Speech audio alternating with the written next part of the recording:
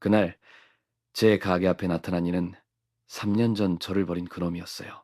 40년을 함께한 친구가 제 전 재산을 들고 도망쳤던 바로 그 사람이었죠. 저는 평생 국밥 하나로 살아온 사람이었습니다. 아침마다 뼈를 고아 국물을 우려내며 하루를 그 냄새로 시작하곤 했어요. 그런 저에게는 가장 믿었던 친구가 있었습니다. 고등학교 동창, 40년을 함께한 사람이었지요. 형, 명예 잠깐만 내 앞으로 해. 대출 문제 풀리면 바로 돌려줄게. 저는 그 말을 믿었습니다. 가게 명의를 잠시 맡겼고 그 순간 제 인생도 맡겨버렸습니다. 그리고 그는 사라졌습니다. 가게는 팔렸고 제 통장엔 영원히 찍혔어요. 기철아, 너 정말 그럴 수가 있냐? 집도 잃고 가족도 등을 돌렸습니다. 저는 마포공원 벤치에서 노숙을 시작했어요. 그때는 미처 알지 못했습니다. 모든 것이 이미 시작되고 있었다는 것을. 겨울밤이었고 눈발이 거세게 날렸습니다. 서울 외곽의 낡은 상가 골목이었어요. 오래된 간판들이 바람에 덜컹거리며 흔들리고 있었습니다. 사람 하나 없는 골목에 성환 씨가 서 있었습니다. 그의 두 손에는 낡은 서류 봉투가 구겨진 채로 쥐어져 있었죠. 뭐야? 이게 뭐야? 국밥집 셔터에는 큼지막하게 양도 완료라는 글씨와 부동산 전화번호가 붙어 있었어요. 그 글자가 눈발에 젖어 번지고 있었습니다. 양도, 완료, 부동산, 설마. 성환 씨는 얼어붙은 손으로 셔터를 잡아당겼습니다. 철판이 삐걱거리며 천천히 올라갔어요. 가게 안은 어둡고 싸늘하더군요. 냉장고 문이 반쯤 열려 있었고 안에는 먼지와 빈통 몇 개만 남아 있었습니다. 수납장과 선반도 텅 비어 있었습니다. 이게 다 어디 갔어? 내 냉장고, 내 솥, 내 양지머리. 그는 천천히 안으로 들어섰습니다. 바닥 타일이 삐걱거렸고 공기에는 한때 국물 냄새가 배어 있었습니다. 벽 한쪽에 걸린 액자 사진만이 유일하게 남아 있었어요. 사진 속 젊은 성환 씨와 기철 씨가 나란히 웃고 있었습니다. 이 사진은 왜 안 가져갔냐? 기철아, 그는 떨리는 손으로 봉투를 열어 서류를 꺼냈습니다. 사업자 명의 발기철, 양도계약 완료라는 도장이 선명하게 찍혀 있었지요. 그의 손이 봉투를 꽉 움켜쥐어졌습니다. 네가 나한테 이럴 수가 있냐? 그의 목소리가 점점 커졌습니다. 텅 빈 가게 벽에 부딪혀 울리더군요. 그는 주방 한가운데로 걸어가 손바닥으로 허공을 휘저었습니다. 여기 타일 내가 깔았어. 저기 선반 너랑 둘이 밤새면서 박았던 거잖아. 그날도 눈 왔었지. 기억나냐? 기철아, 대답해봐. 그의 목소리는 허공 속으로 흩어졌습니다. 대답할 사람은 없었죠. 40년을 같이 있었는데 나만 친구였던 거냐? 그는 힘없이 사진 앞에 주저앉았습니다. 눈발이 문틈으로 스며들어 바닥에 고였습니다. 그는 사진을 때려다 손을 멈췄습니다. 아냐, 내가 진 게 아니야. 내가 무너진 게 아니야. 그는 사진을 가볍게 두드렸습니다. 이놈 얼굴 내가 지워버릴까 했는데 그냥 둔다. 그래, 너였으니까. 그는 가게를 한 바퀴 돌며 문 밖을 바라보았습니다. 눈발 속 골목이 텅 비어 있었어요. 그래도 냄새는 아직 남았네. 이 가게 내 손 냄새는 안 없어졌네. 그는 무거운 숨을 내쉬며 문을 닫았습니다. 열쇠가 그의 주머니 속에서 덜그럭거렸고 눈발이 다시 세차게 쏟아졌습니다. 골목의 정막 속에 그의 한숨만 길게 번지고 있었죠. 가게 바닥에 무릎을 꿇은 채 사진을 내려다보던 성화는 고개를 천천히 들었습니다. 기철이, 너랑 처음 장사 시작했을 때 생각나냐? 사진 속 젊고 앳된 두 남자가 국밥솥 앞에서 활짝 웃고 있었습니다. 눈발 소리에 섞여 멀어진 세월이 스르르 되감기더군요. 1988년 겨울 서울 영등포 뒷골목 포장마차였어요. 비닐 천막 안엔 연탄 난로가 이글거렸고 김이 모락모락 올라오는 양은 냄비에서 소뼈가 끓고 있었습니다. 형, 오늘 국물 좀 괜찮지 않냐? 어제도 괜찮다며. 매일 바뀌냐? 그래서 더 나아지게 해보는 거지. 장사는 그런 거야. 성화는 웃으며 냄비 옆 국자에 입을 대보았습니다. 기가 막히네. 너 진짜 국물 하나는 인정이다. 기철은 허리춤에 수건을 걸치고 국솥을 기울이며 양지머리를 올렸습니다. 오늘 매상 얼만 줄 알아? 3만 원이야. 3만 원. 진짜냐? 야, 그럼 오늘 반찬 좀 사치해도 되겠는데. 고기는 무리고 계란말이는 가능하지 않을까? 둘은 포장마차 밖에 나란히 앉아 잔의 소주를 따르며 하늘을 보았어요. 눈이 소복이 내리고 있었습니다. 우리 여기까지 오는데 몇 년 걸렸냐? 기철아. 그래도 형이 나 포장마차 같이 하자고 한 거. 그게 내 인생에서 제일 잘한 선택이었어. 야, 거짓말도 좀 곱게 해라. 진짜라니까. 형 아니었으면 나 아직도 오토바이 부품 팔고 있었을걸? 성화는 말없이 소주를 털어넣었습니다. 작은 행복이 추운 골목 한켠에 녹아있던 시절이었죠. 세월이 흘러 두 사람은 작은 점포를 얻어 국밥집을 열었습니다. 허름한 입구와 손수 만든 간판이 있었고 주방은 여전히 기철의 자리였습니다. 손님은 내가 보고 주방은 네가 맡자. 이 구조가 제일 낫더라. 나야 고맙지. 사람 상대하는 건 형이 100번 나아. 그리고 우리 가게 이름 그냥 성기국밥 어때? 성환이랑 기철이. 촌스럽다. 야, 촌스러우면 어때? 우린 촌놈들이잖아. 둘은 또 웃었습니다. 몇 해 뒤 작은 문제 하나가 생겼습니다. 성환이 대출을 받아 주방 기기를 교체하려 했는데 은행에서 사업자 명의를 요구하더군요. 그때 성환은 기철에게 말을 꺼냈습니다. 기철아, 이번에 대출 좀 받으려면 사업자 명의를 내 이름으로 등록해야 한다네. 내가 몇 년 전에 신용이 좀 꼬였잖냐? 일단 잠깐만 맡아줘라. 서류상으로만. 기철은 잠시 말이 없더니 이내 웃으며 고개를 끄덕였습니다. 야, 우리 사이에 무슨 서류 따지고 그러냐? 그냥 해. 네가 하자면 하는 거지. 고맙다. 진짜 고맙다. 나중에 나한테 이자 붙여서 받지 마라. 됐거든. 너한텐 평생 이자 안 붙는다. 그날 밤 성환은 집에 돌아와 아내에게 말했습니다. 기철이 진국이야. 사람은 어려울 때 봐야 한다더니 난 평생 이놈 하나 믿고 산다. 기억은 끝났지만 감정은 그대로 살아있었습니다. 사진 속 웃고 있는 두 남자의 그 미소가 오늘은 더 쓰라렸습니다. 그래. 그땐 너도 웃고 있었지. 나도, 너도. 그는 사진 액자를 가볍게 만지며 중얼거렸습니다. 근데 그 웃음 뒤에 뭐가 있었는진 나는 그땐 몰랐지. 새벽 공기가 뼛속까지 스며들었습니다. 서울 마포구 서강대교 근처의 작은 공원입니다. 가로등 불빛 아래 낡은 벤치에 구겨진 점퍼 차림의 성환이 앉아있네요. 그의 무릎 위에는 방전된 휴대폰이 덜렁 놓여있고 주머니 안에는 국밥집 열쇠 하나가 들어있습니다. 이따금 바람이 나뭇잎을 스치며 날리자 벤치 아래 깔린 신문지가 흔들립니다. 조금 떨어진 곳에는 노숙자 몇 명이 빈 소주병 옆에서 도시락을 나눠 먹고 있어요. 누군가는 담배를 피우고 누군가는 얇은 담요를 덮고 눈을 붙입니다. 성화는 그들을 물끄러미 바라보다가 시선을 돌렸습니다. 그러곤 고개를 푹 숙이고 허공을 향해 한 손을 휘젓습니다. 거기 솥 있어야 하는데 내 자리는 저기였는데. 그는 자신도 모르게 국을 푸는 신용을 합니다. 멍하니 무릎이 허공에 국자질을 하네요. 그 손길이 허전하게 바람을 가릅니다. 기철이 그놈. 국물 맛 하나는 기가 막혔지. 소뼈 잡는 건 내가 해도 간 맞추는 건 걔 몫이었어. 네. 그는 씁쓸한 웃음을 지으며 주머니에서 열쇠를 꺼냈습니다. 작은 쇳조각 하나였습니다. 이제는 아무 쓸모도 없는 열쇠였지요. 이걸 왜 들고 다니는 거냐? 내가 문도 없는데. 내 가게 문은 이제 다른 놈이 갖고 있는데. 형님, 배고프면 한 숟갈 드시지요. 찬밥인데 그래도 속은 덮여요. 성화는 고개를 살짝 저으며 미소를 지어 보였습니다. 아니야. 난 아직 아니다. 노숙자는 고개를 끄덕이고 돌아갔습니다. 남겨진 성화는 열쇠를 한참 바라보다가 천천히 손에 꼭 쥐었습니다. 여기까지 떨어졌네. 진짜로 여기까지. 그는 숨을 들이쉬고 입김을 내뱉습니다. 입김이 허공에 맺혔다가 흩어집니다. 마치 그의 체면처럼 삶처럼 흩어지네요. 기철아, 너 그 손으로 나한테 국밥 떠줬지. 그 손으로 내 인생을 긁어갔네, 이 자식아. 그는 눈을 감았습니다. 등 뒤로 한겨울 바람이 벤치 너머로 지나가고 있었습니다. 해는 뜨지 않았고 성환의 체온도 서서히 식어갑니다. 하지만 열쇠는 여전히 그의 손에 쥐어져 있었어요. 무언가를 지키려는 듯 놓지 못한 마지막 손길 같았습니다. 성환은 여전히 손에 국밥집 열쇠를 쥐고 있었습니다. 그 쇳덩이는 그의 체온을 조금씩 빼앗아갔어요. 그 사이 하늘은 어느새 밝아오기 시작했네요. 눈은 그쳤고 찬바람은 방향을 틀었습니다. 그는 무거운 몸을 일으켜 벤치에서 걸어 나왔습니다. 갈 곳이 없었어요. 그저 발길 닿는 대로 걸었습니다. 몇 시간을 걷다 익숙한 골목에 다다랐습니다. 서울 서부시장 뒤편 낡은 포장마차들이 줄지어 늘어선 뒷골목이었네요. 예전엔 자신도 이 골목에서 밤새 국을 끓였던 기억이 떠올랐습니다.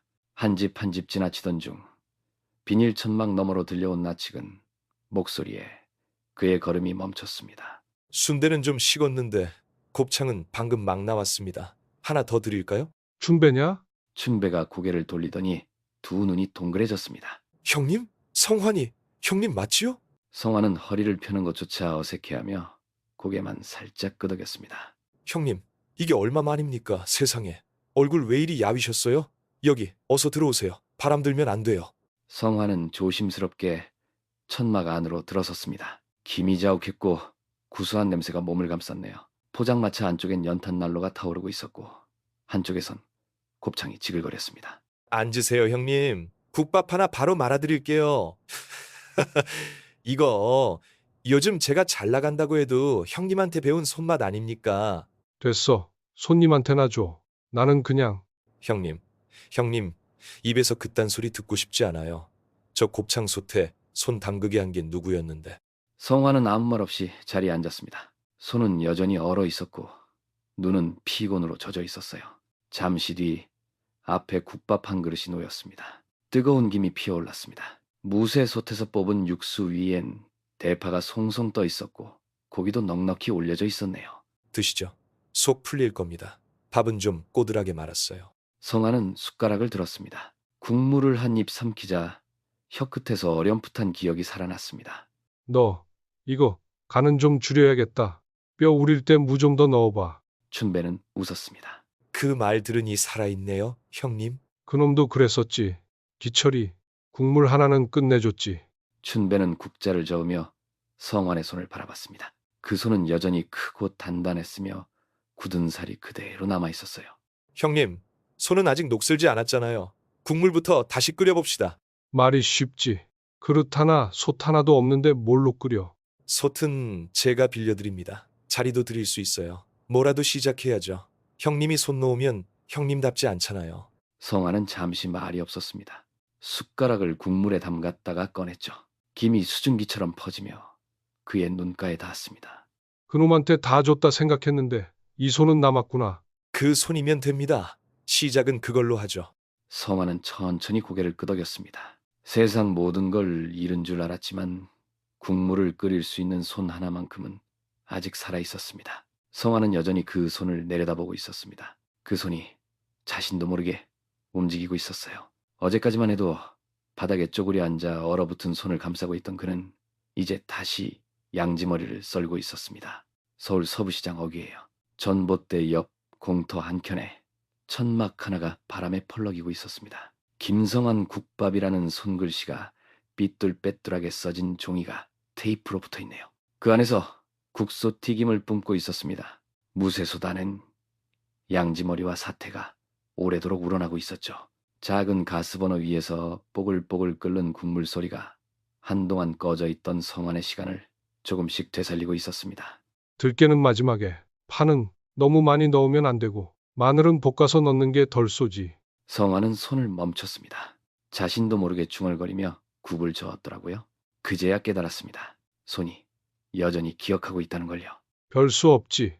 몸은 잊었어도 손은 안 잊었네. 그는 국자를 내려놓고 눈을 감았습니다. 입술을 깨물었고 그 틈으로 뜨거운 숨이 흘러나왔습니다. 솥에서 올라오는 기미 안경을 흐리게 만들었네요. 성환은 손등으로 안경을 닦다 말고 그대로 고개를 떨궜습니다. 내가 이걸 또 하게 될 줄은 몰랐지. 그는 무릎 위에 올려둔 손을 꼭 쥐었습니다. 가슴 한켠에서 무언가 푹받쳐 올랐지만 이내 꾹 눌렀습니다. 그러던 그때 천막문이 슬쩍 젖혀지며 한 노인이 들어섰습니다. 국밥 하나 되나? 따뜻한 걸로. 성환은 당황하지 않고 고개를 끄덕였습니다. 예, 바로 됩니다. 잠깐만 기다리세요.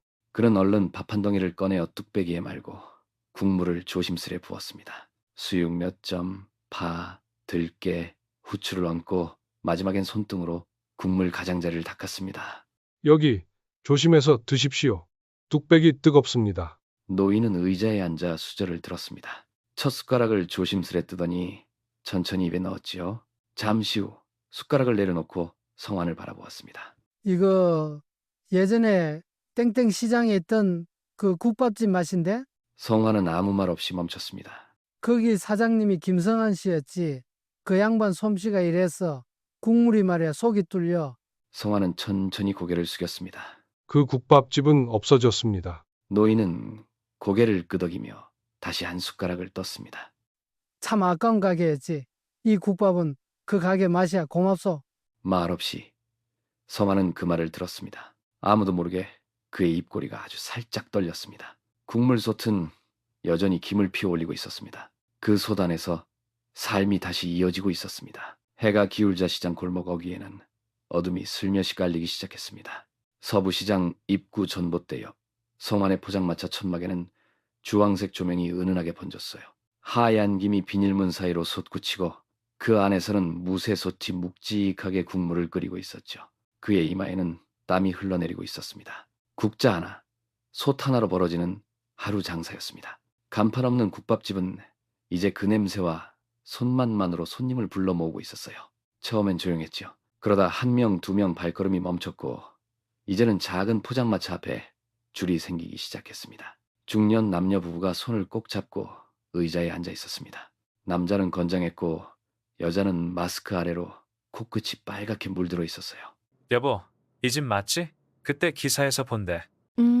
사람들이 여기 맛있다고 하더라고. 성화는 국물을 뚝배기에 붓고 수육을 적당히 얹었습니다. 그리고 소금을 살짝 뿌려낸 다음 조심스레 부부 앞에 내놓았지요. 김 식기 전에 드세요. 들깨 넣은 국이라 금방 맛 빠집니다. 아내는 조심스럽게 국물을 한 숟가락 떠 넣었습니다. 얼굴이 살짝 굳더니 그 자리에 멈춰섰어요. 우리 아빠 국이랑 똑같아요. 진짜 이 맛이었어. 집에서 엄마가 울면서 먹었거든요. 아빠 돌아가시고 여보, 당신 울었어? 국밥 먹다 울기는 처음 보네. 성화는 고개를 깊이 숙였습니다. 이럴 때는 어떤 말도 소용없다는 것을 그는 잘 알고 있었지요. 그 옆자리에는 작업복 차림의 트럭 기사가 앉아 있었습니다. 피곤한 얼굴에 머리는 흐트러져 있었고 손은 꽁꽁 얼어 있었습니다. 사장님, 국밥 하나. 매운 거요. 졸려 죽겠어요. 성화는 청양고추를 몇 조각 더 썰어 넣고 국물을 듬뿍 따라냈습니다. 뚝배기에서 피어오른 김은 기사의 얼굴을 감싸듯 퍼졌어요. 아, 이거 한 사발 들이키니까 기름 안 넣어도 출발하겠네. 잠 깨셨다니 다행입니다. 이 국물은 졸음도 쫓아내고 기분도 좀 살려줍니다. 그때 비닐문이 또 열렸습니다. 시장 한켠에서 마늘을 팔던 중년 아주머니가 들어오셨지요. 털모자에 장바구니까지 든 채 손끝은 다 트어 있었습니다. 이 집이 그 집이래요. 옛날 국밥집 맛이 난다고들 하더만. 근데 진짜네. 국물만 맡아도 알아요. 그 집도 이래 뼈를 푹 꼬았지. 성화는 그 말을 듣고도 아무 말 없이 수육을 한 점 더 얹었습니다. 김치 좀 더 드릴게요. 밥도 말아서 드시겠습니까? 예, 그냥 여기서 한 그릇 먹고 갈게요. 내일 도시락도 하나 싸주실래요? 남편이 이거 먹으면 좋아하겠네. 그렇게 포장마차는 어느새 가득 찼습니다. 국물이 식을 틈도 없이 끓고 밥솥은 비워졌다가 다시 채워졌지요. 성화는 정신없이 움직이면서도 한 그릇 한 그릇을 눈으로 확인했습니다. 젓가락 하나, 파 조각 하나까지도 정확하게 올렸어요. 그는 손에 쥔 국자를 잠시 내려놓고 조심스레 한 그릇의 국밥을 내려다봤습니다. 얘는 거짓말 안 하지. 사람은 속여도 이놈은 안 속여. 그 순간 지나가던 행인이 포장마차 문을 슬쩍 열었습니다. 여기 국밥 아직 되나요? 성화는 잠시 고개를 들더니 조용히 국자에 손을 얹었습니다. 예, 아직 남아 있습니다. 따뜻하게 한 그릇 해드릴게요. 포장마차 안의 연기와 웃음소리 사이에서 국밥은 끓고 있었습니다. 거짓말 없는 맛이 그의 하루를 다시 데우고 있었지요. 창고 안은 숨죽인 듯 고요했습니다. 포장마차 문을 닫고 들어온 성화는 벗어놓은 앞치마를 접어 구석에 던졌어요. 등유 난로가 간신히 붉은 불꽃을 피우고 있었습니다. 바람은 철제 벽 틈 사이로 찬 기운을 흘려보냈네요. 작은 전등 하나가 천장에서 흔들렸고 바닥엔 조미료 박스와 식자재가 쌓여 있었습니다. 성화는 허리를 펴지도 못한 채 그 사이를 지나 벽 쪽으로 천천히 다가갔습니다. 거기 테이프로 붙여진 오래된 사진 한 장이 붙어 있었어요. 두 사람이 어깨를 나란히 하고 서 있었습니다. 젊은 시절의 성환과 기철이었지요. 낡은 점퍼에 앞치마를 걸치고 국밥집 간판 아래서 활짝 웃고 있었습니다. 그 표정이 이 찬 공기 속에선 너무 낯설게 느껴졌습니다. 참, 이 사진은 왜 아직도 붙어 있는 거냐? 그는 사진 구석을 손톱으로 들춰보았습니다. 테이프가 끈끈하게 손끝에 붙었어요. 조심스럽게 떼어내더니 그대로 바닥을 바라보며 한 손에 사진을 쥐었습니다. 이놈아, 그땐 네가 전부였는데. 사진 속의 기철은 팔짱을 끼고 웃고 있었습니다. 성화는 그 웃음을 한참 들여다보다가 손을 움켜쥐었어요. 사진이 반으로 접히며 구겨졌습니다. 그 손이 떨리고 있더군요. 그래도 너였는데 사람이 어떻게 그렇게까지 할 수가 있냐, 기철아.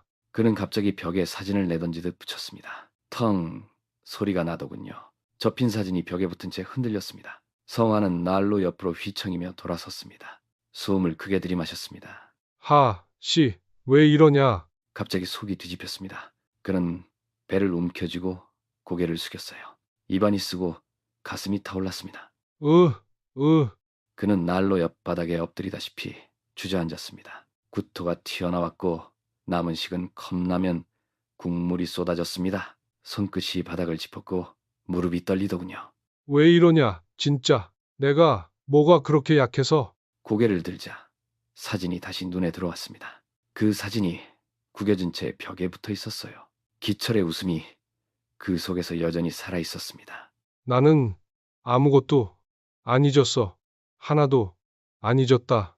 그는 허공을 오래도록 바라보았습니다. 난로는 약한 열기를 뿜고 있었지만 창고와는 여전히 싸늘했어요. 한 사람의 분노와 정, 그리고 잃어버린 시간만이 그 안을 채우고 있었습니다. 정오의 햇살이 시장 입구 철제 지붕을 타고 흘러내렸습니다. 그 햇살은 김이 모락모락 피어나는 성환의 포장마차를 감쌌어요. 뚝배기 안에선 맑은 양지 국물이 부글부글 끓고 있었습니다. 들깨가루가 고소하게 퍼졌지요. 의자 4개와 작은 접이식 테이블 3개가 놓여 있었어요. 장사는 벌써 북적이기 시작했고 줄은 포장마차 옆 담벼락까지 길게 이어졌습니다. 성화는 국자로 국물을 한번 휘저었고 뚝배기 속 고기 양을 다시 확인했습니다. 주걱 하나, 김치통 하나, 그 위에 조심스레 마늘을 얹으며 그의 손놀림은 단정했어요.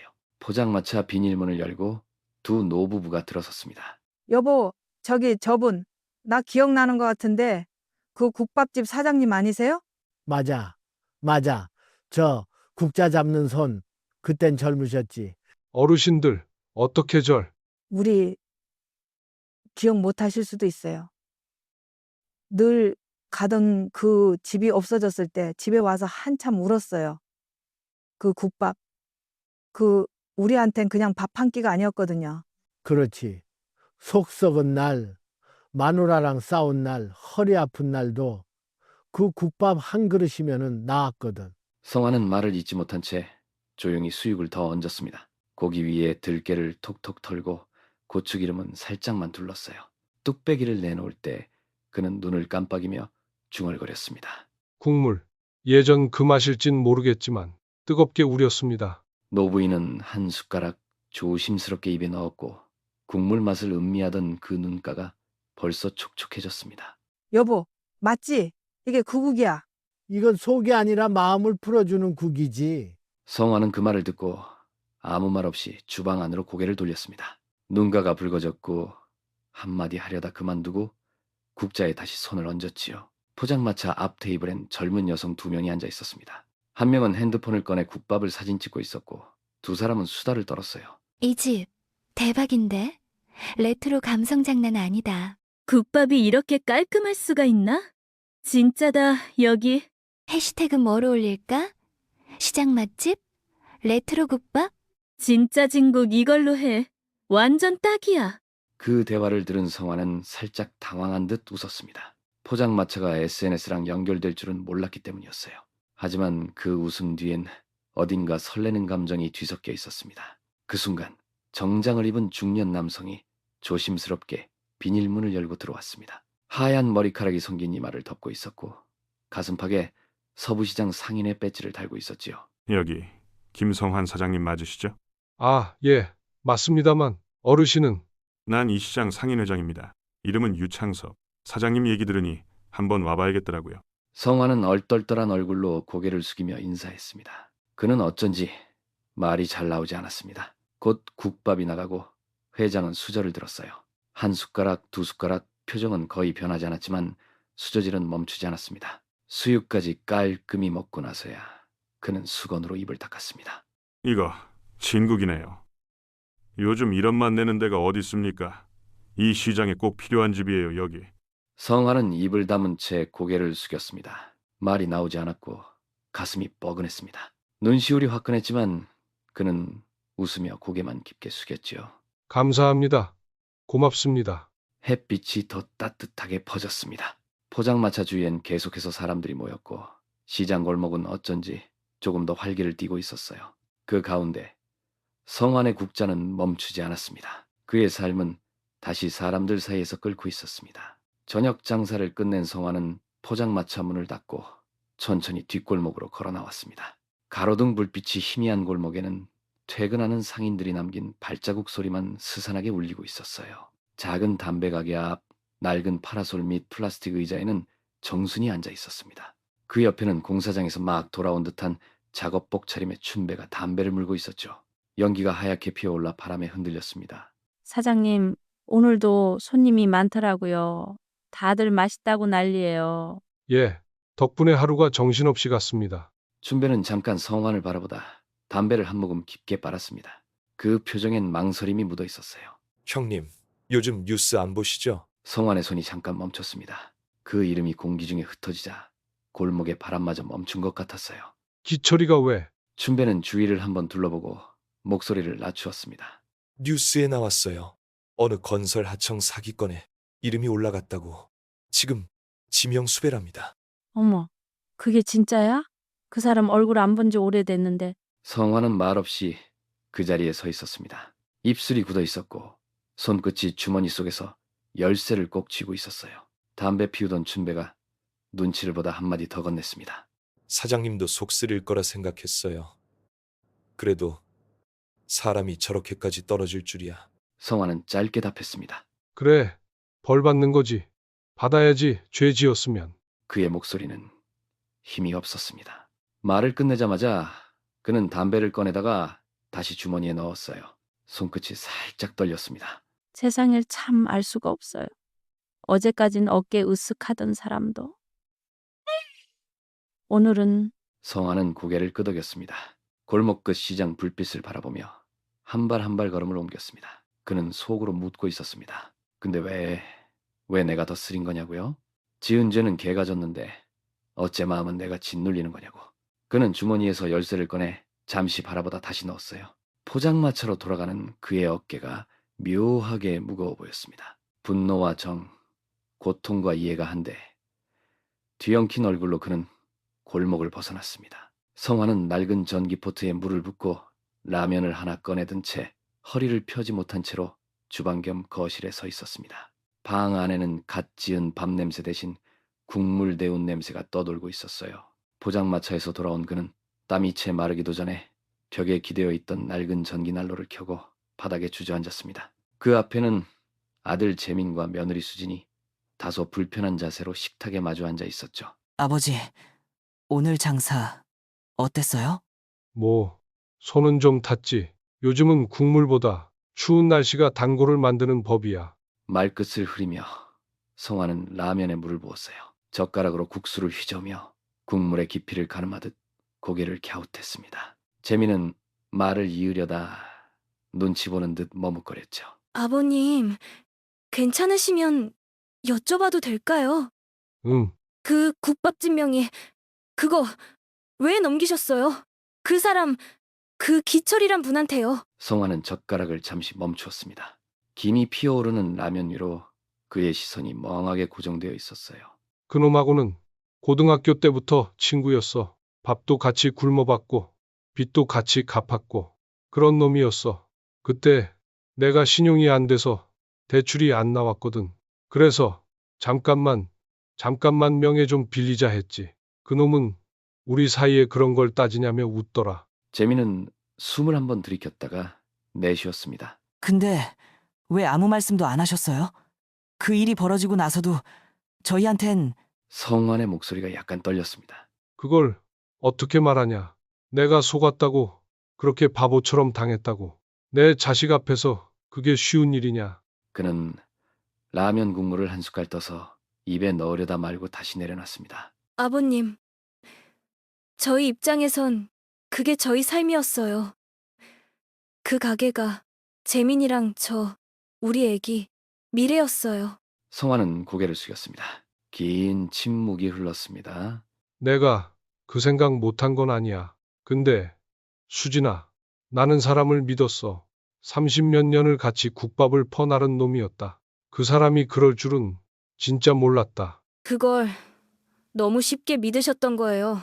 요즘은 세상에 그런 우정 안 통해요. 재민이 조용히 수진의 손을 붙잡았습니다. 수진아, 아버지 많이 힘드셨을 거야. 성화는 라면을 다시 휘젓기 시작했습니다. 방 안에는 젓가락 소리와 난로에 지직대는 소리만 남아 있었습니다. 내가 제일 무서웠던 건 그놈이 날 속였다는 것도 아니고 가게를 잃었다는 것도 아니었어. 내가 사람 잘못 믿은 거 하나 때문에 네 엄마 얼굴을 못 보고 죽을 뻔했단 거다. 그는 라면 국물을 훌쩍 마셨습니다. 눈시울이 살짝 젖어 있었습니다. 아버지, 앞으론 뭐든지 저한테 말해주세요. 혼자 짊어지지 마시고. 그래요, 아버님. 이젠 우리가 있잖아요. 성화는 고개를 끄덕였습니다. 작은 방 안에 김이 맴돌고 있었죠. 그 김 너머로 말은 끝났지만 풀리지 않은 감정들이 고요히 부유하고 있었습니다. 그날 밤 성화는 처음으로 라면 국물을 다 비웠습니다. 시장 상인조합 사무실입니다. 한기가 가시지 않은 초봄 햇살이 먼지 낀 유리창을 비춥니다. 창 너머로 성화는 오래된 골목을 바라보고 있었습니다. 맞은편 책상엔 조합장 이상무가 도면 몇 장을 펴놓고 있었습니다. 형님, 여기 한번 보세요. 이 자리 원래 김만복 씨 순댓국집 있던 자리 아시죠? 그 폐업했다던 그 집 말이야? 예, 그 자리 공실된 지 좀 됐는데 시장 안정비 사업 때문에 임대료도 절반 수준이에요. 형님, 이 기회 안 잡으실 겁니까? 성화는 도면을 내려다보았습니다. 가게 평수는 크지 않았지만 외길로 이어지는 동선과 시장 입구 가까운 입지였습니다. 하지만 성화는 고개를 천천히 저었습니다. 내가 또 가게라니. 솔직히 아직도 국밥솥만 보면 가슴이 뻐근하단 말이야. 그 말 제가 제일 잘 압니다. 하지만 형님은 아직 끝난 분이 아닙니다. 포장마차 국물 맛보고 손님들 난리예요. 다들 묻습니다. 그 아저씨 가게 안 차리시냐고. 성화는 한참을 말없이 창밖을 바라보았습니다. 눈앞에 펼쳐진 시장 골목은 여전했습니다. 아낙네들 고무장갑 낀 손에 흙 묻은 채 웃으며 지나가고 있었습니다. 트럭은 야채 상자를 내리고 있었습니다. 그 풍경 안에 다시 자신이 설 수 있을까 하는 생각이 스며들었습니다. 내가 내 이름 간판을 다시 걸 자격이 있을까? 형님, 국밥은 거짓말을 안 해요. 형님이 만든 그 국물, 그게 형님입니다. 잠시 후 성화는 도면을 접어 가슴에 품고 일어섰습니다. 눈빛이 흔들리긴 했지만 그 안엔 오래간만에 생긴 무언가가 있었습니다. 결심이 돋고 있었습니다. 며칠 뒤 성화는 그 공실 점포 안에 서 있었습니다. 마른 걸레로 유리창을 닦았습니다. 주방 쪽 배수구를 손수 뚫었습니다. 천장에서 떨어진 형광등 전선을 맨손으로 연결해 보려다 감전당할 뻔하기도 했습니다. 에이, 전기 기술자 부르라니까. 내가 뭘 안다고. 문득 벽 한 구석에 눈이 머물렀습니다. 옛 가게에 걸려 있었던 것과 비슷한 위치였습니다. 기철과 함께 찍은 사진이 걸려 있던 자리였지요. 성화는 한동안 그 벽을 바라보다가 고개를 저었습니다. 이제 그 자리는 비워둬야 한다는 듯 했습니다. 며칠 후 간판 제작소입니다. 성화는 오래된 붓을 손에 쥐고 직접 글씨를 썼습니다. 손끝이 떨리긴 했지만 그는 붓을 멈추지 않았습니다.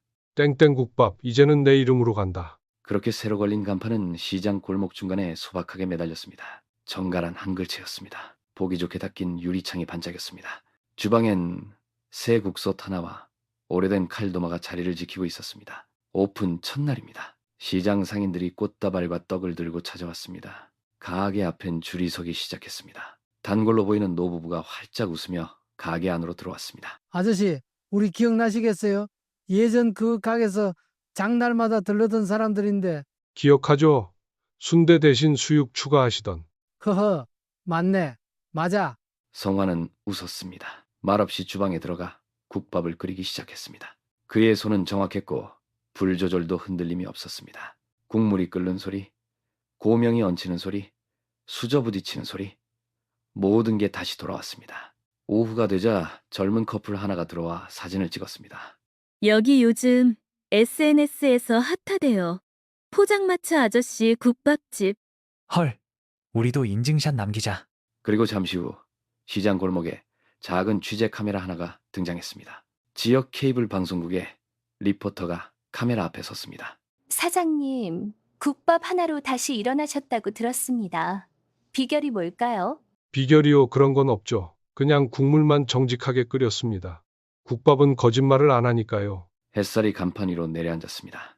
성화는 잠시 밖으로 나와 간판을 올려다보았습니다. 자신의 손으로 쓴 그 글씨가 눈에 들어왔습니다. 그 아래 새로 선 삶이 있었습니다. 네, 들어오세요. 오늘 국물 괜찮습니다. 성화는 마지막 손님에게 국밥을 내주며 반쯤 닫힌 출입문 쪽을 흘끗 바라보았습니다. 노란 간판 아래 오늘도 몇몇 사람이 서성이다가 발걸음을 옮기더군요. 가게 안은 이제 적막했습니다. 저녁 8시 반이었습니다. 주방은 조용히 열기를 식히고 있었고 국솥에 김도 거의 빠져 있었습니다. 바깥 공기는 서늘했어요. 유리창에는 성환이 붙인 직접 끓이는 국밥, 정직한 맛이라는 글귀가 흐릿하게 비치고 있었습니다. 창가 청소를 하려다 말고 성환은 허리를 펴고 땀을 닦았습니다. 그러다가 무심코 눈에 들어온 그림자 하나가 보였어요. 성환의 동공이 순간 흔들렸습니다. 가게 건너편 골목을 천천히 지나가는 실루엣이었어요. 구부정한 등이 보였습니다. 덜 맞는 찢어진 점퍼를 걸치고 있었고요. 발목까지 내려오는 헌 코트를 입고 있었습니다. 손에는 낡은 종이봉투를 들고 있었고 걷는 모양이 이상하게 절뚝거렸습니다. 설마, 성환은 그 자리에서 움직이지 못한 채 창 너머를 응시하고 있었습니다. 유리창에 비친 자신의 얼굴과 바깥의 실루엣이 겹쳐 보였어요. 그리고 이내 그 인물은 시야에서 사라졌습니다. 마치 망설이다가 돌아선 사람처럼 보였죠. 하지만 출입문은 여전히 천천히 흔들리고 있었습니다. 성환은 그 문을 향해 천천히 다가갔습니다. 조용히 열어보려 손잡이를 잡았지만 아무도 없었어요. 길에는 종이 한 장이 흩날리고 있었습니다. 골목은 어둡고 조용했죠. 그는 문 앞에 잠시 멈춰섰다가 고개를 천천히 떨구었습니다. 기철이냐? 이름을 부른 뒤 허공에는 아무 대답도 없었습니다. 그날 밤 성환의 단칸방이었습니다. 어둠 속에 누운 채 그는 천장을 바라보고 있었습니다. 스탠드는 꺼져 있었고 라디오는 켜져 있지 않았습니다. 머릿속에는 자꾸 그 구부정한 실루엣이 떠올랐습니다. 걸음걸이가 떠올랐고요. 손이 보였어요. 종이봉투가 눈앞에 맴돌았습니다. 그리고 왼다리가 절뚝거리는 모습까지 떠올랐습니다. 아니야, 착각이야. 그놈이 지금 와서 올 리가 없잖아. 그는 혼잣말을 중얼이며 눈을 감았습니다. 하지만 눈꺼풀을 닫자 더 또렷해지는 얼굴 하나가 보였어요. 근데 왜 그놈 등짝이 아직도 이렇게 눈에 선하냐? 이불을 목까지 끌어당겼지만 가슴은 서늘했습니다. 잠은 오지 않았습니다. 밖에서는 바람에 간판이 흔들리는 소리가 잦아들지 않았어요. 성화는 이불 안에서 몸을 뒤척였습니다. 자기 자신에게도 가족에게도 말하지 않았던 무언가가 마음속 깊은 곳에서 다시 떠올랐습니다. 기철아, 진짜 너냐? 그렇게 밤은 지나가지 않았고 성화는 또 한 번의 불면을 앓은 채 천장을 바라보고 있었습니다. 외로운 형광등 불빛 한 줄이 천천히 흔들리고 있었습니다. 휴, 오늘은 국물 잘 우러났어야 할 텐데. 새벽 5시였습니다. 서울 변두리 시장이었고 가게 셔터 위엔 이슬이 맺혀 있었어요. 성화는 어김없이 새벽 일을 시작하려고 국밥집 문을 열고 나왔습니다. 아직 상인들 대부분은 출근 전이었고 노점상 몇몇이 멍하니 담배를 피우고 있더군요. 어둑한 하늘 아래 가로등 불빛만이 희미하게 골목을 비추고 있었습니다. 그때였습니다. 가게 옆 쓰레기 더미가 쌓인 구석에서 바스락거리는 소리가 들려왔어요. 성화는 자연스레 고개를 돌렸습니다. 가로등 불빛에 걸린 그림자 하나가 보였지요. 찢어진 점퍼였습니다. 무릎이 해진 바지에 낡은 운동화를 신고 있었어요. 헝클어진 머리카락 아래 검게 그을린 얼굴이 순간 고개를 들었습니다. 숨이 멎는 줄 알았어요. 그는 2걸음 뒤로 물러섰습니다. 그 눈빛과 그 걸음걸이를 보자 온몸이 얼어붙는 기분이 들었지요. 그리고 왼쪽 무릎을 살짝 접하며 걷는 버릇이 남아 있었습니다. 기철이냐? 그 이름을 소리내지 못하고 그는 입술만 달싹였습니다. 노숙자는 눈을 마주치지 않은 채 쓰레기 봉투에서 마른 빵 껍질을 꺼내 입에 넣었어요. 그의 손은 심하게 떨렸고 입술에는 하얀 각질이 일어나 있었습니다. 성화는 문을 천천히 닫고 안으로 들어왔습니다. 주방으로 향하며 2 손을 바라보았지요. 잠시 멈춰 섰다가 조리대 위에 냄비를 꺼내 불을 켰습니다. 물과 양지머리, 파, 다진 마늘, 들깨 1숟갈을 준비했어요. 그의 손이 오랜만에 주저하지 않고 움직였습니다. 하, 뭐 하는 거냐, 내가 지금. 국물이 끓기 시작하자 구수한 냄새가 퍼졌습니다. 그는 김이 피어오르는 솥 앞에서 한참 서 있었습니다. 가게 유리창 너머로 그 노숙자가 아직도 쓰레기 더미 앞에 웅크리고 있는 모습이 보였어요. 사람이 아닌 짐처럼 구겨져 있는 실루엣이었습니다. 성화는 눈을 떼지 못한 채 국자로 국물을 저었습니다. 이걸 네 입에 넣는다고 뭐가 달라지냐? 그릇을 꺼냈습니다. 국밥을 담고 소금 간을 하고 송송 썬파를 올렸죠.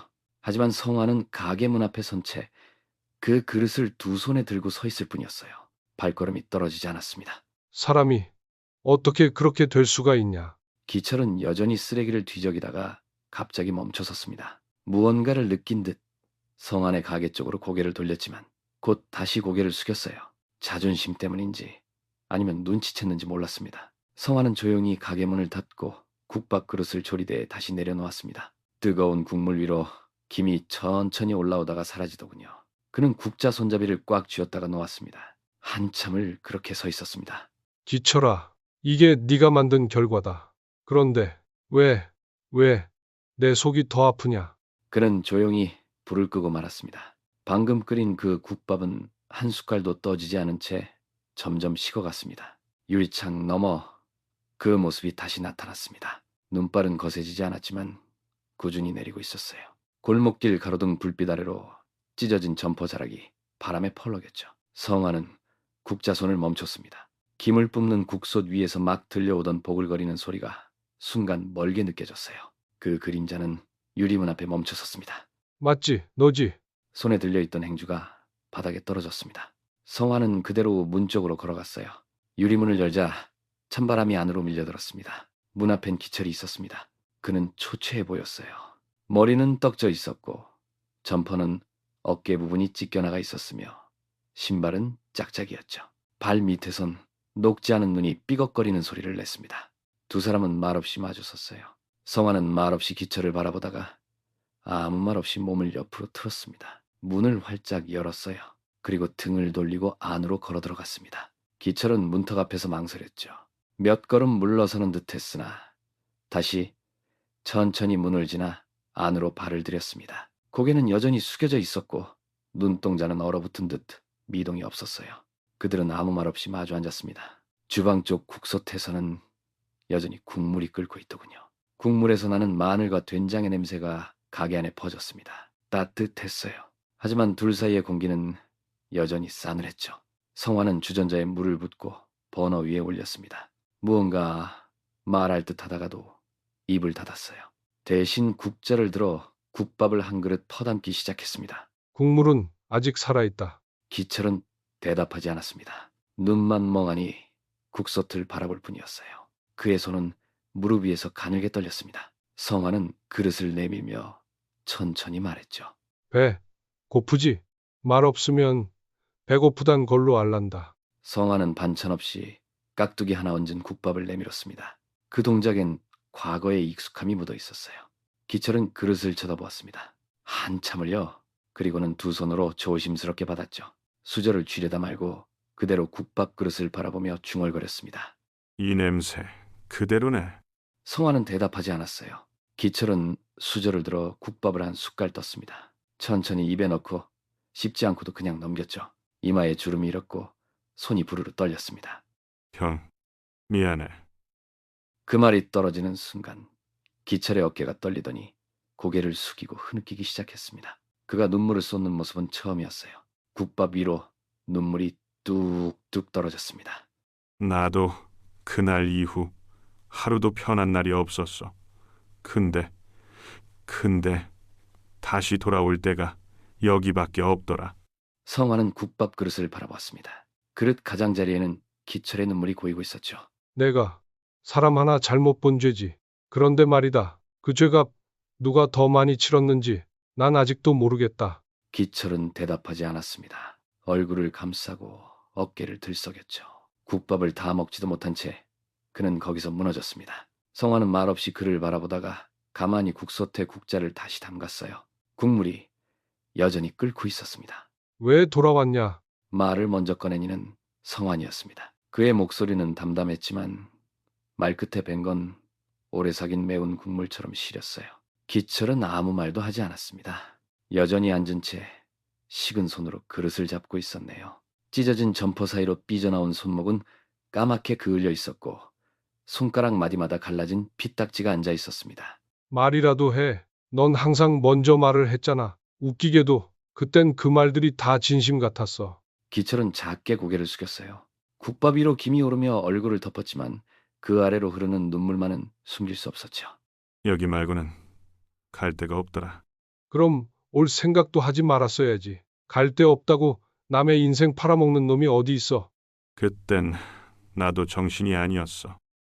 사방에서 돈 물어내라 하지. 집은 날아가지. 그래서 내 걸 팔았냐? 그걸로 버텼어? 내 국밥집, 내 전부였던 거. 미안하다. 그 말에 성화는 잠시 눈을 감았어요. 입술이 파르르 떨리더군요. 주방 쪽을 돌아보며 숨을 고른 뒤 다시 기철 쪽으로 고개를 돌렸습니다. 그 말 3년 전에 들었어도 그랬을 거다. 지금은 아무 의미 없다. 기철은 국밥에 수저를 넣지 못하고 있었습니다. 손끝이 떨리고 있었죠. 수저를 잡으려다 놓기를 여러 번 반복했지만 겨우 들고는 그대로 멈춰 있었습니다. 먹어. 줄 땐 먹어. 그게 사람 도리야. 형, 그 말 하지 마라. 형도 아니고 친구도 아니다. 그냥 한때 같이 국밥 끓이던 사람일 뿐이야. 그때도 난 형처럼은 못 됐어. 그러니까 말이야. 성화는 주방으로 몸을 돌렸습니다. 뒤통수에 기철의 흐느낌이 스치더군요. 가게 안은 고요했습니다. 국물이 끓는 소리만이 잔잔하게 울려 퍼졌어요. 이 국물 맛 아직도 기억난다. 그 맛은 거짓말 안 하지. 사람은 거짓말을 해도. 형이 만든 국밥이 그리웠어. 다른 데선 그 맛이 안 나더라. 그건 내 입맛에 문제가 있는 거다. 내 속이 썩은 거야. 기철은 말없이 국밥을 한 숟갈 들여다 결국 수저를 내려놓고 고개를 떨구었습니다. 눈물방울 하나가 조용히 국물에 떨어졌네요. 성화는 조용히 걸어와 그의 맞은편에 앉았습니다. 말없이 그를 바라보다가 천천히 입을 열었어요. 한 그릇 먹고 나가라. 오늘은 내가 아무 말 안 한다. 근데 내일 다시 오지 마라. 기철은 대답하지 않았습니다. 그저 두 손으로 그릇을 감싼 채 입을 꾹 다문 채 고개를 끄덕였죠. 눈발이 가게문 틈 사이로 들어왔습니다.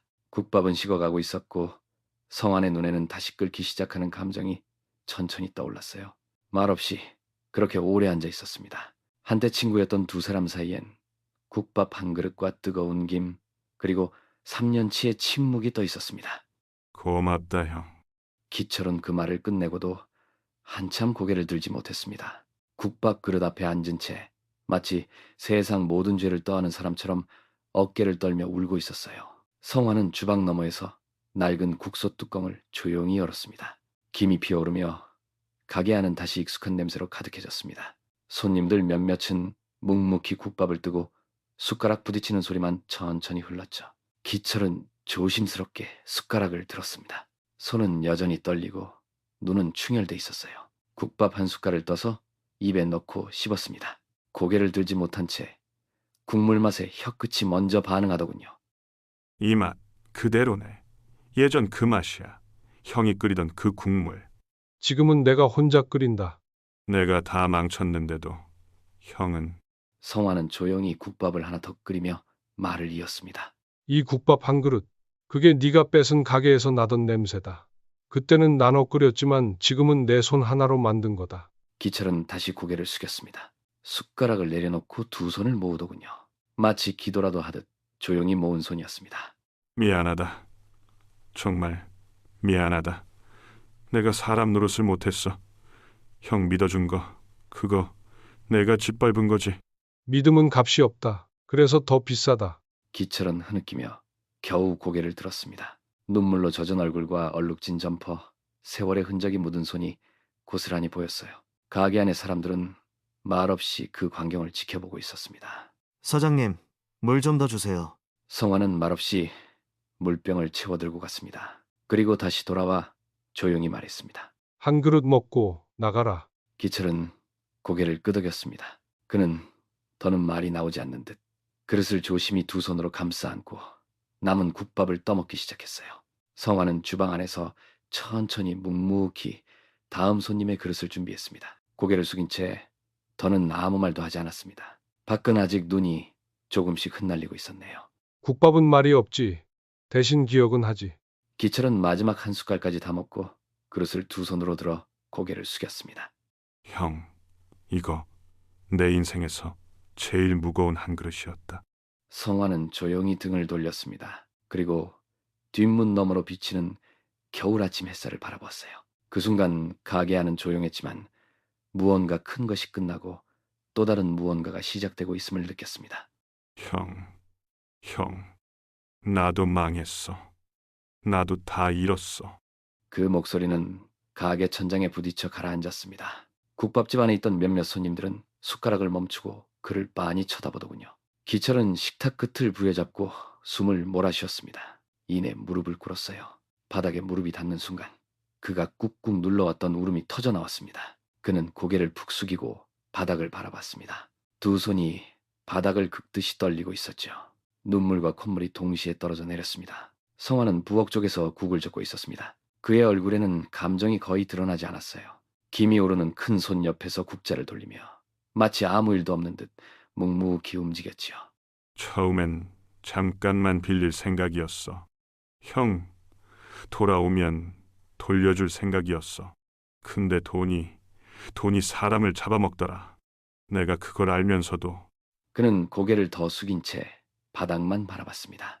두 손이 떨려 바닥을 긁는 모양새였지요. 눈물이 이마를 타고 흘러내렸습니다. 집도 잃었어. 애들도 다 떠났어. 형한테 그런 짓 한 뒤로 내 인생도 다 무너졌어. 그렇다고 네가 한 짓이 사라지냐? 아니, 사라지지 않아. 그래서 더 무서웠어. 그때 한 손님이 소리를 질렀습니다. 저게 사람이냐? 나이 먹고 친구 등쳐먹고 울고 있어? 저런 놈은 맞아야 돼. 기철은 아무 대답도 하지 못하고 고개를 더 깊숙이 숙였습니다. 어깨가 들썩였고 숨이 막힌 듯 헉헉거렸습니다. 성화는 천천히 국자를 내려놓더군요. 부엌 글라와 기철 앞에 국밥 그릇을 들고 선 모습이었습니다.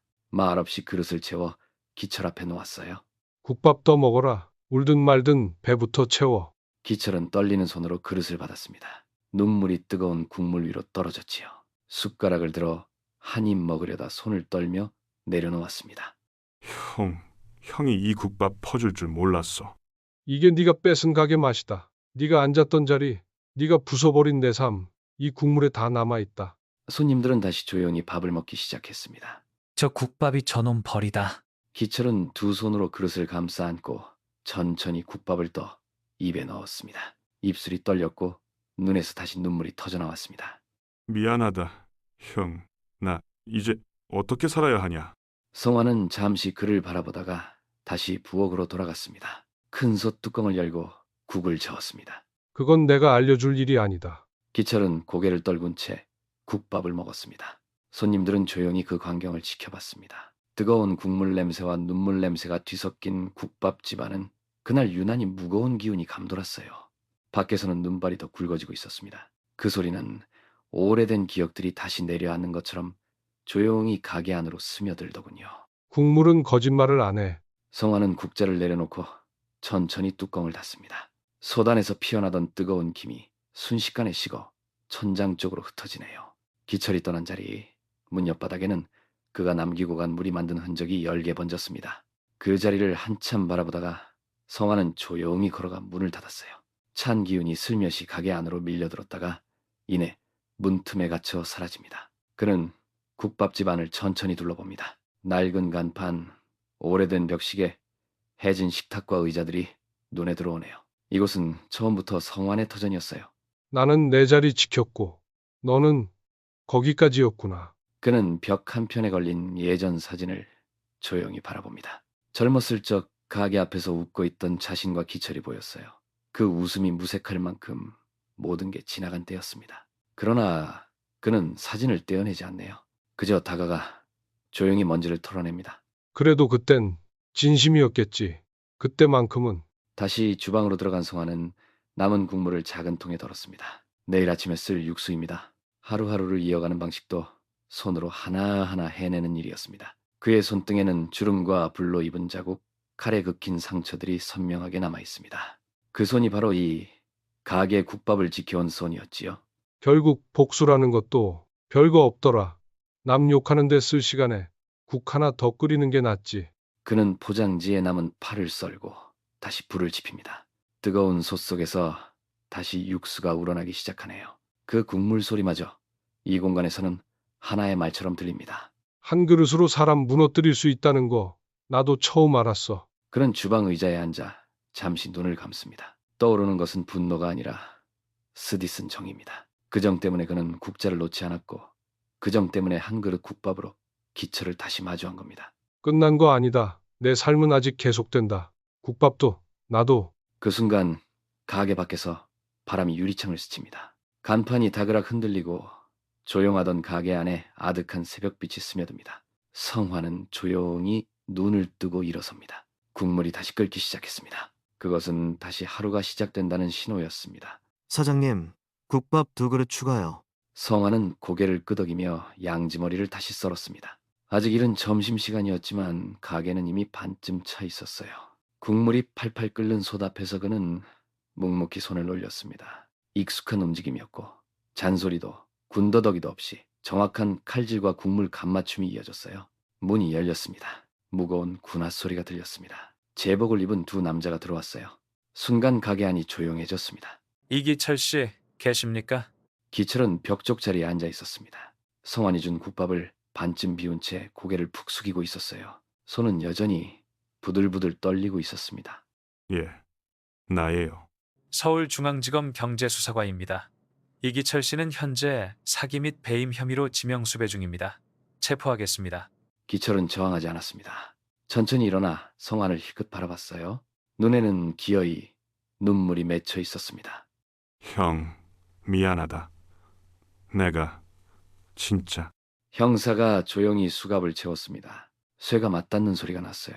기철은 고개를 숙인 채 자신의 발로 문 밖을 향해 걸어나갔습니다. 성화는 아무 말 없이 국물을 다시 한번 휘저었습니다. 기철이 문 밖으로 나가는 순간 가게 안의 시선이 일제히 그를 향했습니다. 무겁고 불편한 공기가 감돌았어요. 그리고 그 틈을 뚫고 단골 상인 하나가 조용히 입을 열었습니다. 형님, 그 사람 결국 그렇게 되네요.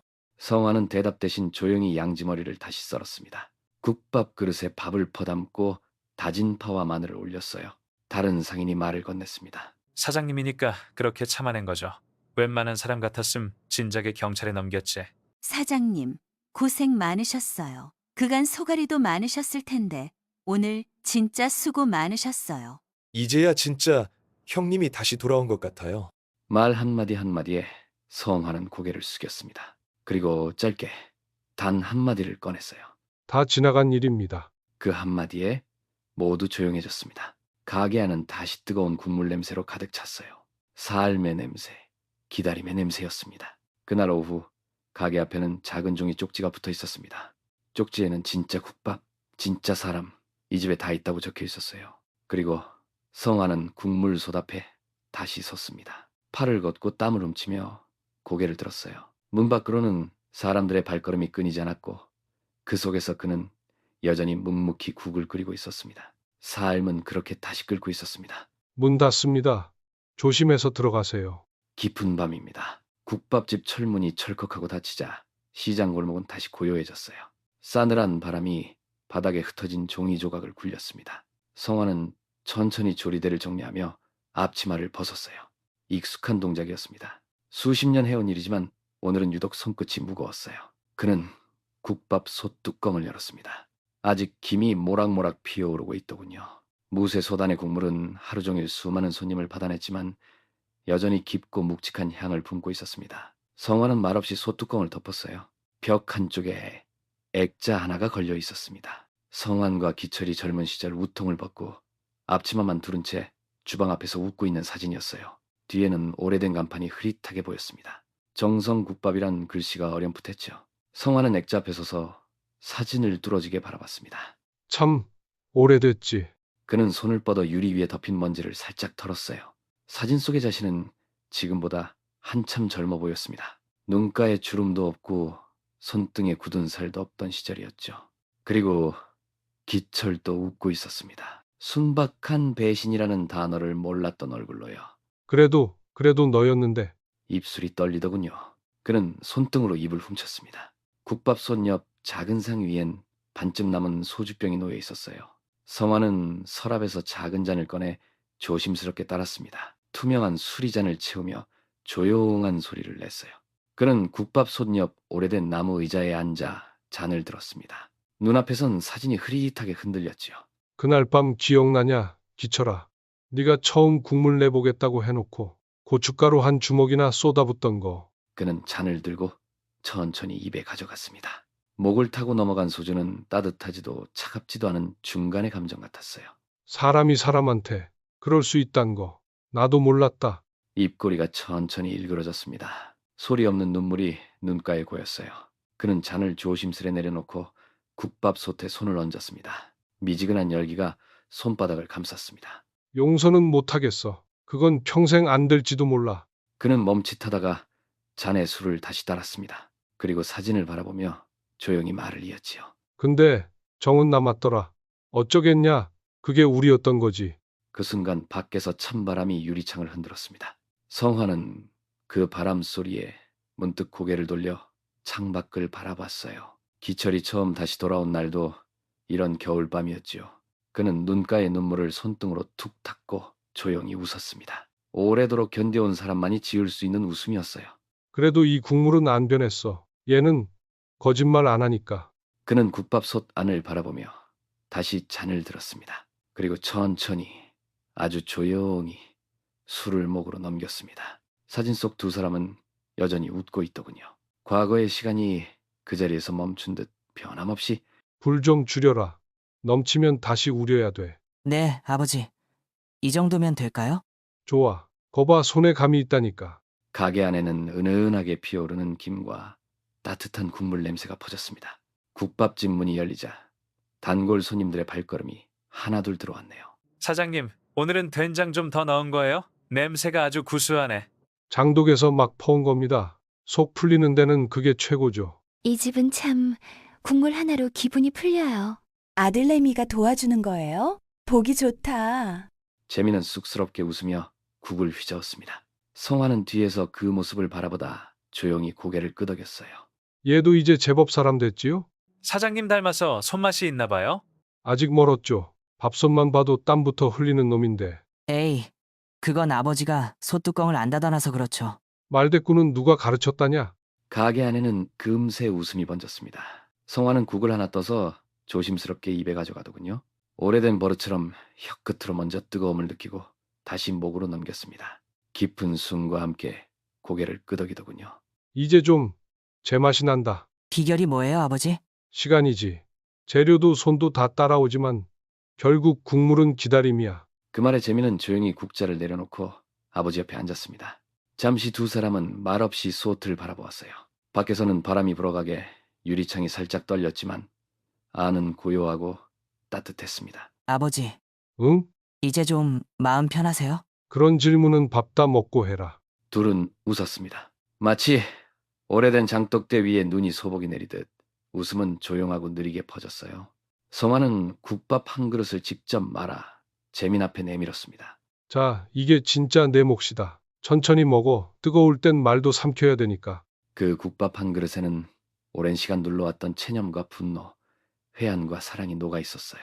김이 피어오르고 사람들의 웃음이 흐르자 가게 안은 다시 따뜻해졌습니다. 국밥은 오늘도 끓는다. 서울 북쪽의 오래된 시장, 푸르름이 번져가는 그 좁은 골목에 여전히 김이 피어오릅니다.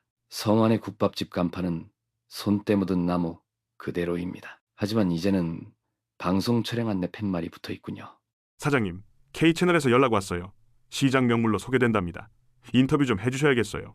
내 얼굴이 밥맛 떨어뜨리면 어쩌려고 그래요. 밥맛이요? 여긴 국밥 맛으로 오지 얼굴 보러 오는 사람 없어요. 성화는 멋쩍게 웃으며 대야를 닦습니다. 주방 안쪽 한쪽 벽엔 여전히 오래된 사진 한 장이 걸려 있습니다. 젊은 시절의 성환과 기철이 팔짱을 끼고 웃고 있네요. 그 사진 아래엔 작은 메모지가 붙어 있습니다. 그 메모엔 국밥은 진심으로 끓여야 진국이 된다는 문구가 적혀 있었습니다. 그 문장을 잠시 바라보던 성환은 천천히 밖으로 나옵니다. 시장 입구엔 사람들로 북적입니다. 그 가운데 낯익은 얼굴들이 보이네요. 오늘도 한 그릇 할까요, 사장님? 기다리세요. 오늘은 국물 좀 더 우렸습니다. 가게 안으로 들어온 손님들 틈에 작고 낡은 봉투 하나가 우편함에 꽂혀 있습니다. 그 봉투는 기철이 보낸 것입니다. 주소 없이 형에게라고만 적혀 있었습니다. 안에는 편지 한 장과 작은 메달 하나가 들어 있었습니다. 형, 감옥 안에서 국밥 생각이 참 많이 났습니다. 형이 만든 그 진국 같은 사람 되진 못했지만 그래도 형 옆에 있었던 시절만큼은 진심이었습니다. 고맙고 미안합니다. 편지를 조용히 접은 성화는 다시 소트로 향합니다. 아버지, 내일 그 촬영 전에 가게 좀 일찍 열까요? 아니다. 내일은 조금 늦게 열자. 왜요? 아침 공기 좀 마시고 오게. 그동안 내 국물엔 아침이 너무 없었거든. 국밥 솥에 물이 끓고 있습니다. 기름기 가득한 양지머리를 성화는 손수 가위질합니다. 표정엔 여유가 깃들어 있네요. 국밥도 사람도 오래 끓여야 진국이 되지. 너무 급하게 끓이면 맛이 안 배. 가게 문 너머로 환한 햇살이 들어옵니다. 자, 재민아. 오늘은 네가 먼저 간 맞춰봐라. 제가요? 그래. 맛은 손이 아니라 마음이 정하는 거니까. 그 국밥 솥 안에는 이제 두 사람의 시간이 흐릅니다. 상처와 화해, 후회와 배움이 함께 섞여 있습니다. 그 모든 게 천천히, 아주 천천히 끓고 있네요. 그리고 국밥은 오늘도 끓습니다.